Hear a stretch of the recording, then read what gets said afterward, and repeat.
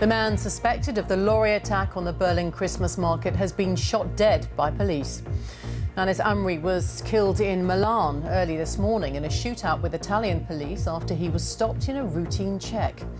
Amri had been on the run since Monday's attack, in which 12 people were killed. It's thought he travelled from Berlin to Milan by train. He was the most wanted man in Europe, and we immediately identified him and neutralised him. This means that our security is working really well.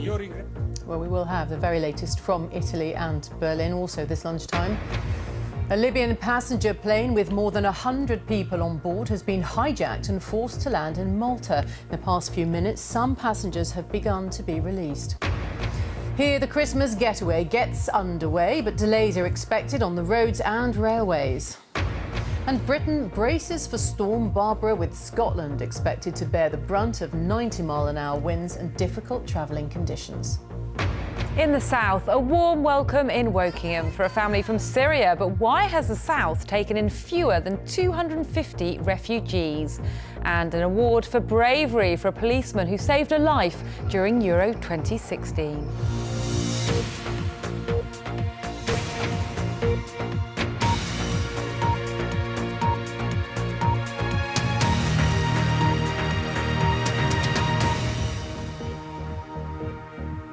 Hello, very good afternoon. Welcome to the BBC News at 1. Anis Amri, the suspect in the Berlin Christmas market lorry attack, has been shot dead in Milan. Italian officials say Amri opened fire on police who had asked him for ID during a routine patrol in the city. One Italian police officer was shot and injured. The Italian authorities say the fingerprints of the dead man do match those found on the steering wheel of a lorry which drove at shoppers at a Christmas market, killing 12 people and injuring dozens more. Our correspondent Angus Crawford has more. The body of Anis Amri lies on a Milan street. His last act, to pull a gun from his backpack and shoot at police. His last words, God is great. The question for the authorities is, how did he evade one of the biggest manhunts in German history and make it to Italy? Look, in the doorway. This is thought to be Amri just hours after the attack in Berlin. Caught on CCTV leaving a mosque in the city. After that, the authorities lost track of him. But we now know he travelled to Chambéry in France, then crossing the Italian border to Turin and on again into Milan, arriving early this morning. At 3 a.m, according to the Italian Interior Ministry, he was challenged by a two-man police patrol and shot dead. In the moment he was stopped, the man, without hesitating, immediately took his gun and shot at the police officer who asked him for his identification papers. Without a shadow of a doubt, the person who was killed is Anis Amri, the suspect of the terrorist attack in Berlin. Footage has now emerged of the attack in Berlin. On the left, the lorry speeds through traffic lights. The taxi dash cam keeps filming as it heads towards the market. Shoppers run away in terror. It took German police 2 days to focus on Amri. His fingerprints were found on the steering wheel, his documents hidden in the cab. But what do we know about Amri? He left his family in Tunisia, travelling illegally to Italy in 2011. He spent 4 years there in jail for violence and theft, but without a passport, he couldn't be deported. So last year he moved to Clavar in Germany. Denied asylum, once again he wasn't deported. Security services feared he was trying to get automatic weapons for an attack, but with no new evidence, surveillance of him was halted in September. From petty criminal to terror suspect, a journey that for Anis Amri ended here. Angus Crawford, BBC News. Well, we'll get the latest from Berlin in just a moment, but first let's speak to our security correspondent Frank Gardner. Frank, the police saying in Italy this is a success, but he was able to travel from Berlin to Milan, so is that a failure? Well, I think a lot depends on when exactly the alert went out for him, because remember, he had a head start because the German police failed to identify him in the first 20 hours. They wasted 20 hours interrogating the wrong suspects. So they didn't find the documents immediately, they didn't find the fingerprints, which allowed him to escape westwards into France, board a high-speed train before there was an alert out for him. He then took that train all the way down to Turin, so by then he'd crossed 2 international borders, all within the Schengen passport-free zone, where he was able to then board a regional train down to Milan. Now, it's still not 100% clear whether this was sheer luck and good policing that the vigilant Italian police at 3 o'clock in the morning outside a train station stopped him and asked for identity documents. Or another theory is that there was some kind of tip-off that the Italian authorities are sensibly not talking about because there could either be accomplices.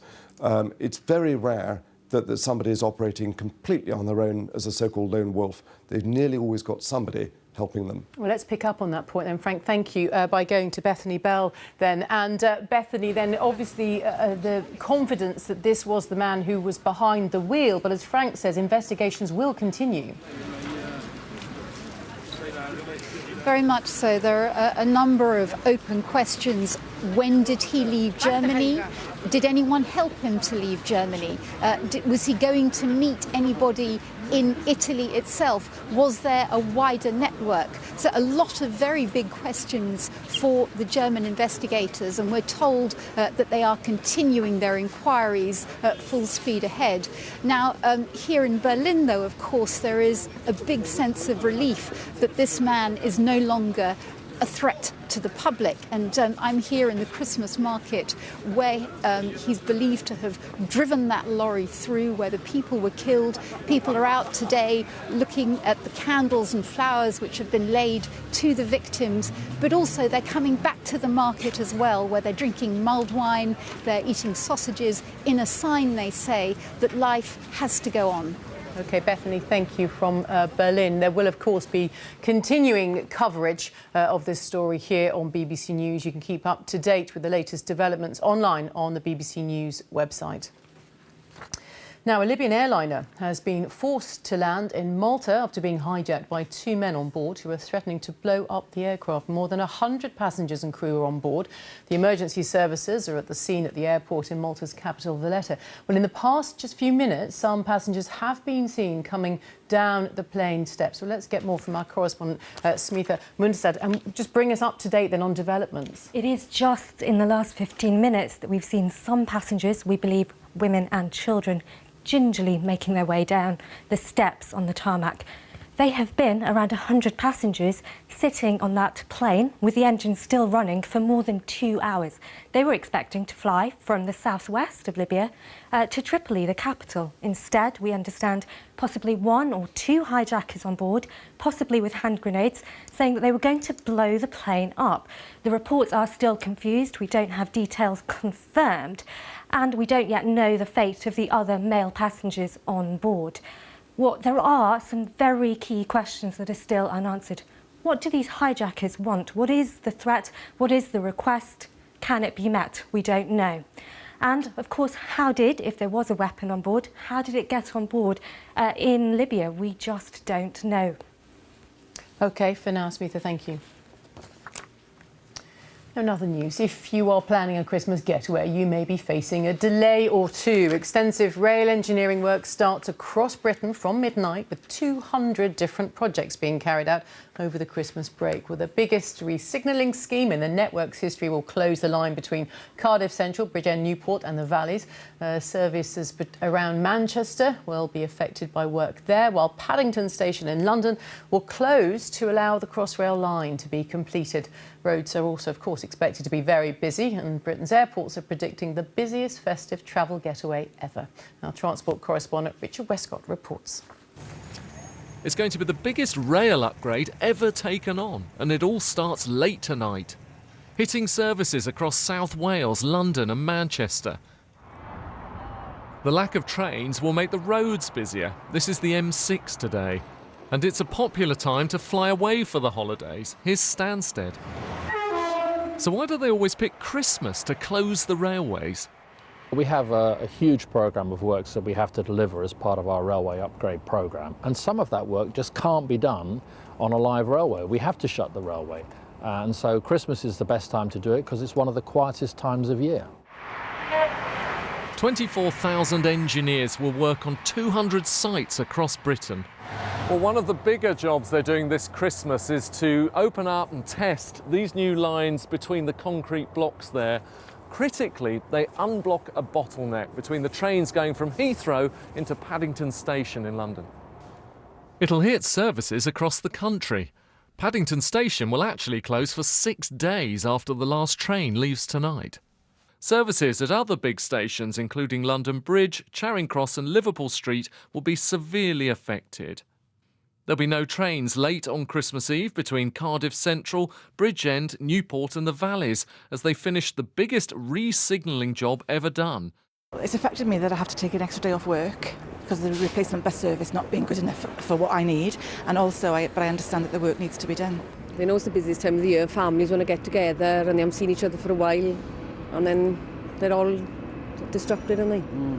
And they can't get to where they want to go. Yeah. Totally inconvenient because, you know, a lot of commuters over the Christmas period, shopping as well in between Christmas and New Year, so a bus service is totally unnecessary. Christmas engineering overran 2 years ago, causing chaos because the backup plan failed. Network Rail says all the holiday work since then has gone without a hitch.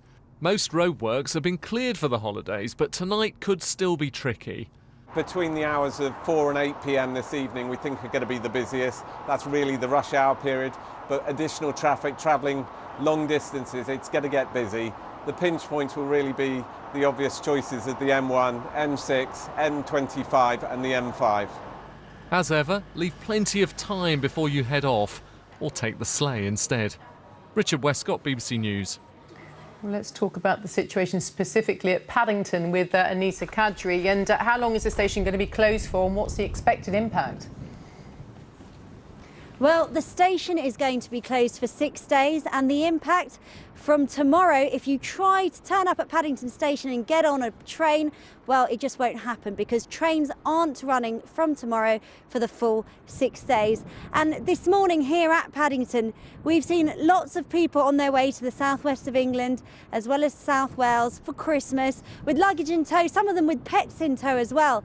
And the concern for them is whether these engineering works that are going to be taking place will actually hamper their future travel plans. For instance, if they want to come back from wherever they've gone to London, for example.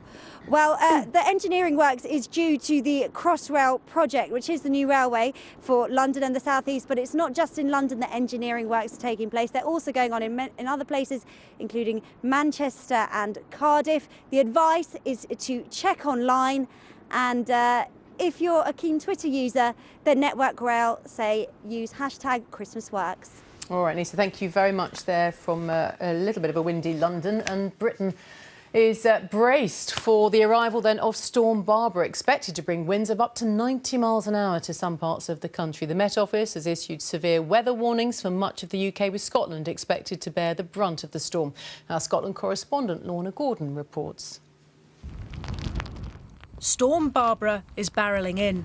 The worst of the weather has yet to hit, but already conditions are difficult out at sea. Ferries to many of the islands have been cancelled. For those who couldn't get home early, Christmas travel plans are, for now, on hold. Today there's some services operating, some are battling through. However, the northern area is definitely off. We're reviewing those services ongoing, and we'll make announcements regarding discussions will be ongoing regarding tomorrow evening. And people may be able to travel, however we can't guarantee that. Gusts reaching more than 70 miles an hour have already been recorded in the Outer Hebrides. Some homes on the Isle of Lewis and South Uist left without power. But the stormy conditions were forecast well ahead. Extra generators have been shipped out, and others, including farmers here, have taken precautions. I slept quite well until 5 o'clock in the morning when the wind started to hit. Spent all day yesterday preparing for it, moving livestock to sheltered areas and making sure that everything was tied down so I don't lose anything. This Christmas tree in Dunoon is holding tight for now. while festive rides in Edinburgh are off limits because of high winds. Storm Barbara is an unwanted early gift. Travelling may get more difficult as the gales increase, and those hoping to get away will be hoping the weather eases for long enough to get home for Christmas, when more stormy weather is expected to sweep in once again. Lorna Gordon, BBC News. Well, let's speak to our correspondent James Shaw. He's on the coast at Gurrook. It's looking quite, well, relatively calm where you are. Yes, I should explain that we're on the Firth of Clyde here, leading from the River Clyde out to the North Channel between Scotland and Northern Ireland. This is a relatively sheltered, protected body of water. Out on exposed coasts, out in the open sea, the conditions will be much worse than this. But you can probably tell it is pretty windy. There is white water out there on the Firth of Clyde. And just behind me, you can probably see that's a Calmac ferry, stormbound, one of the 19 out of 26 services that they have cancelled so far today. And some of this is going to start moving into large parts of the rest of the United Kingdom later on this afternoon. So even as far south as the southwest of England, there will be periods where gusts between 50 and 60 miles an hour and heavy rain are expected. Fairly short periods, but large swathes of England in the north and in the west are going to get some taste of what Storm Barbara is like. OK, James, thank you. But today is also set to be the busiest food shopping day of the year, with an estimated 10 million people hitting the supermarket aisles. They're calling it Frenzied Friday. Shops are also expecting a big rush for those last-minute presents. Our correspondent Judith Moritz is in East Didsbury in Greater Manchester for us. Judith. Yes, you know, they tell me that across the country today they're expecting, across all supermarkets and grocers, to sell 61 million mince pies. That's today alone. It feels to me like a lot of them are being sold here in Manchester, because this is peak time today, around lunchtime, of the peak day of the Christmas trade, and possibly for supermarkets at the peak day of the whole year. It's been incredibly busy, and that, of course, is how they like it. Oh, oh, oh, Merry Christmas! 2 days till Christmas, and for the supermarket industry this is Frenzied Friday, the day most shoppers go to buy their festive food. 10 million British customers will keep the tills ringing today. Our peak time will serve 15,000 customers in a minute today, so huge volume of customers that will go through our checkouts. But we're ready for it. For the grocers, it's all been building up to this point, a peak day of trading after months of planning. I mean, supermarkets have got to get the stock levels just right, and the planning for this starts almost a year in advance, to be fair, but actually the last few days are the most important time, so they'll be looking at just exactly how many sales of each product by each store are likely to happen, making sure the product's on the shelf in the right quantity.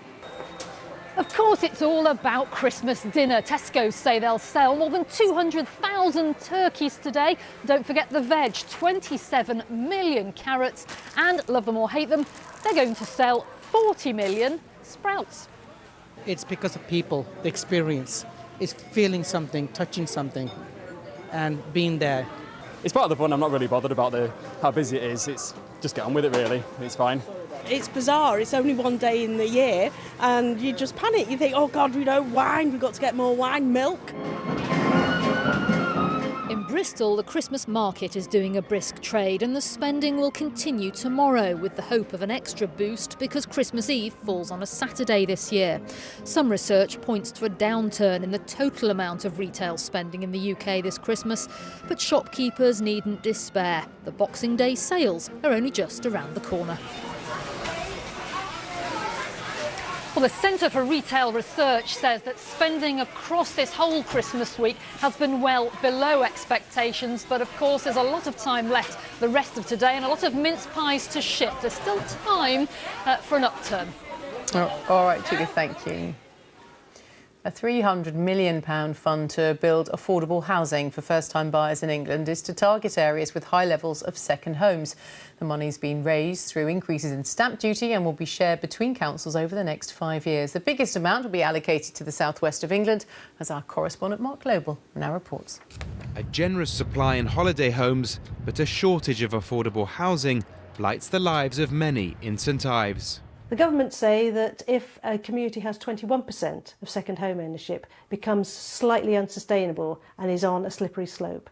Here in the centre of St Ives, we have 25% and increasing in some localised areas of second home ownership. So what's the solution? One idea is building so-called community-led housing like these affordable flats in East London. They'll be for local people on a local income, and they can only be sold on to similar people at a similar rate. The government wants 10,000 of these over the next 5 years across England. To do that, the government has announced today it will spend £60 million a year on affordable housing schemes, funded by increases in stamp duty. A third of the pot, £19 million, will go to the South West, with £11 million for the South East and millions more shared out across England. I think it's a big problem in certain areas. One of the difficulties of my job is I have to set national housing policy, and actually things are very different in different communities. But I was down in Cornwall recently, looking at a couple of the sort of coastal towns and villages there where it's a huge issue. And people were saying to me, we need someone to man the lifeboat, and actually the people can't afford any of the homes that are in the village. Today's announcement will create 10,000 homes. That is just 1% of the government's own annual target. Labour says it is a drop in the ocean for the most affected communities, and offers nothing to those with no hope of ever getting on the housing ladder. Mark Lobel, BBC News. It is now 21 minutes past 1, and our top story this lunchtime. Anis Amri, the man suspected of the lorry attack on the Berlin Christmas market, has been shot dead by police in Milan. Still to come, the story of one family who fled the fighting in the Syrian city of Aleppo. In South today, coming up at 1:30, a winner's medal for a Hampshire policeman who saved a life during Euro 2016. And a Christmas dinner for people who used to be in care. For some, it's their first happy Christmas.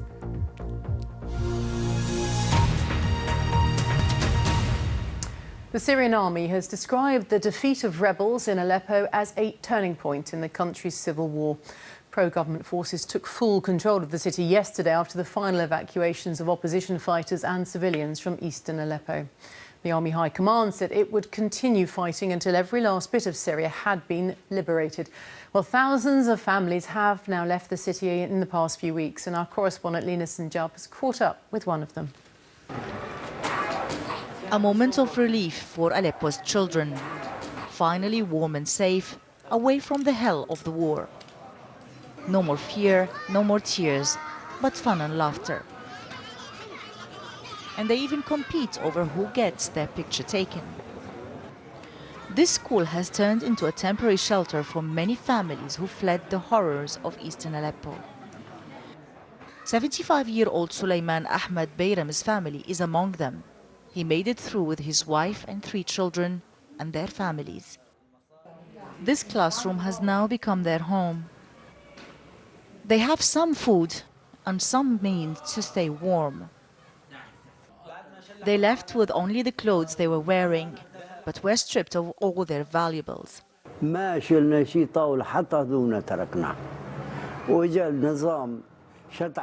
I left with my whole family. We didn't take anything.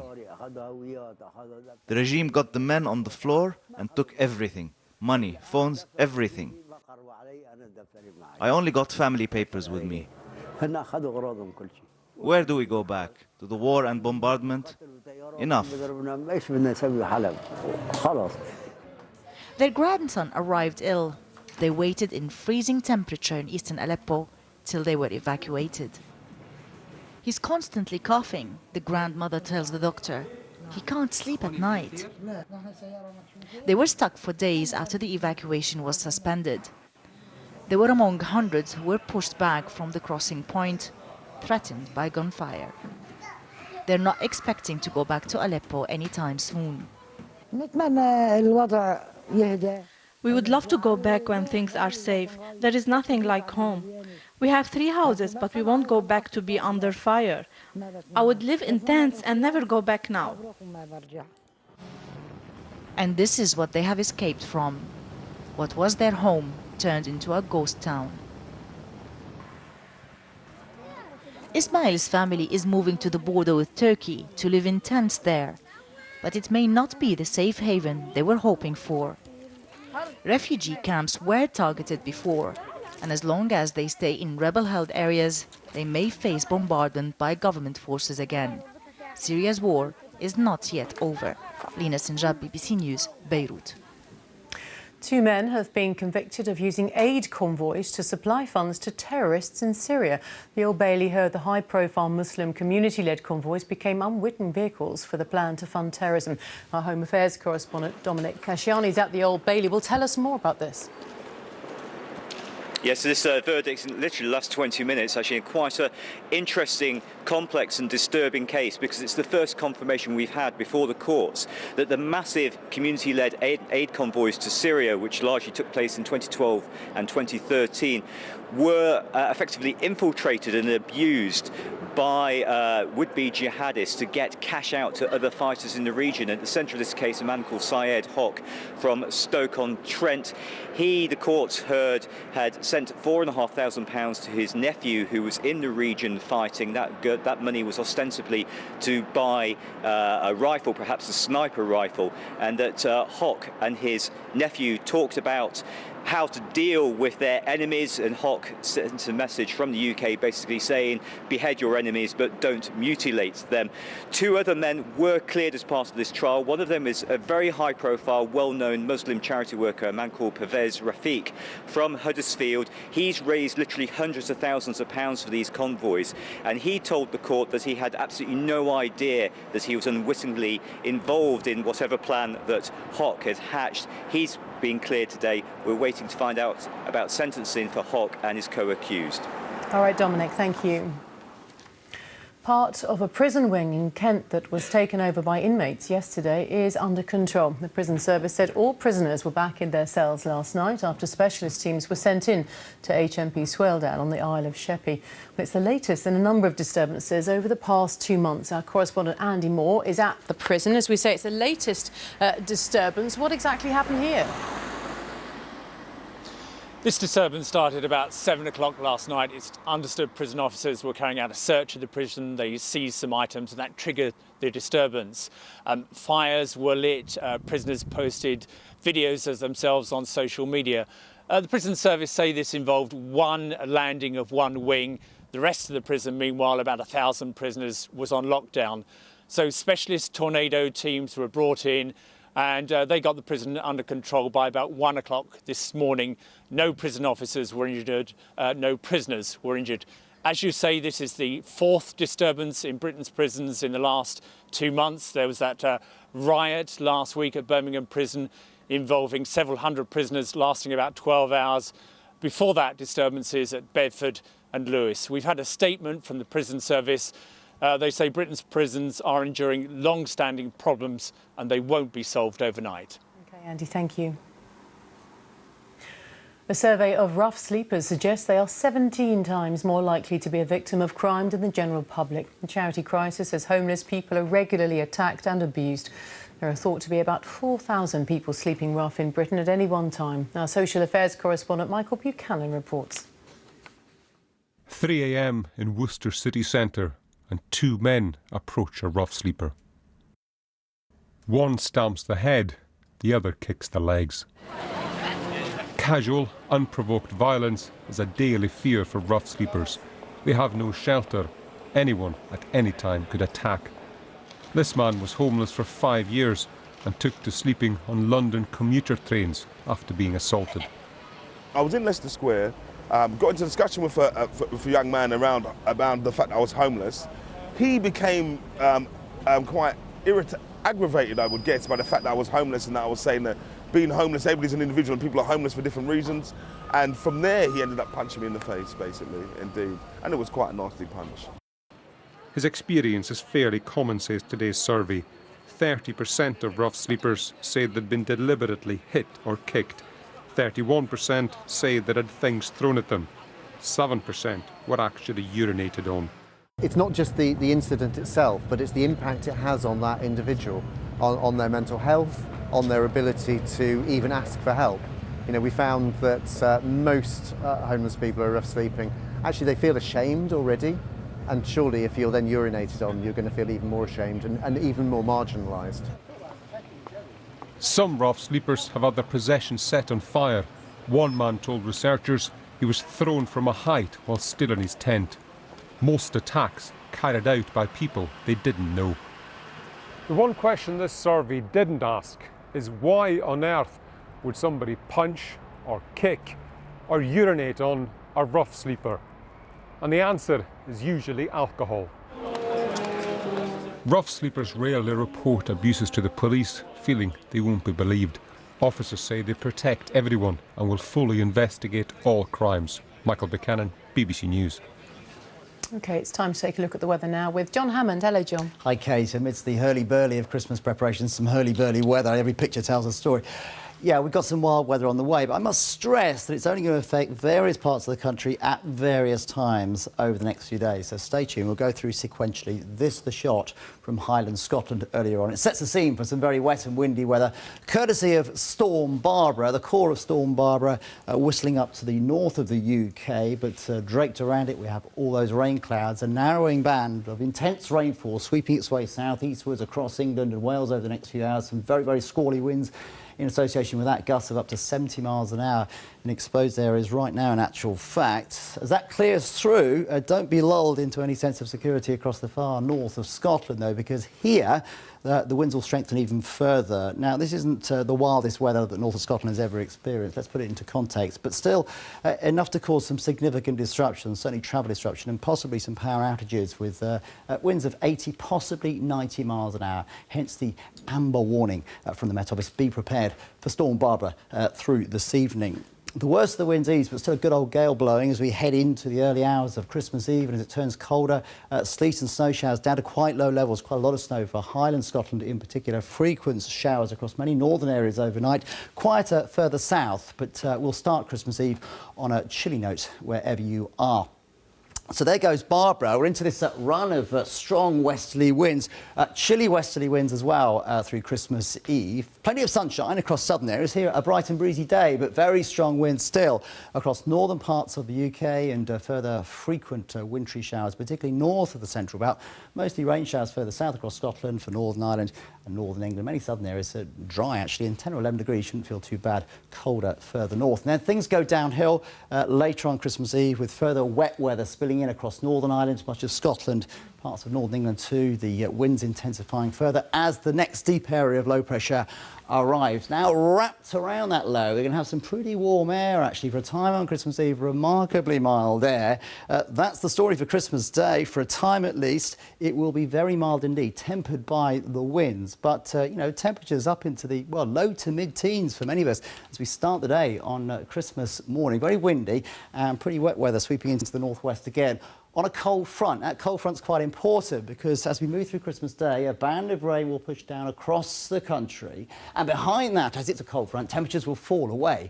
So by Christmas night, actually, it could well be cold enough for some snow up over the high ground of northern Scotland principally. So for a few of us, yes, a white Christmas. Is that the end of things? Well, not quite, because that storm will develop into the next named storm, Connor. It's only going to affect, really, the far north and northeast of Scotland with any intensity, but here again, gusts of 80 or 90 miles an hour, enough to cause disruption. Further south on Boxing Day, again, a largely bright and breezy day, and hints that things will eventually settle down later on next week. Kate. John, thank you very much indeed. That's it from the BBC News at 1 then. It's goodbye from me on BBC One. We'll join the BBC's news teams where you are. Have a good afternoon. Bye-bye.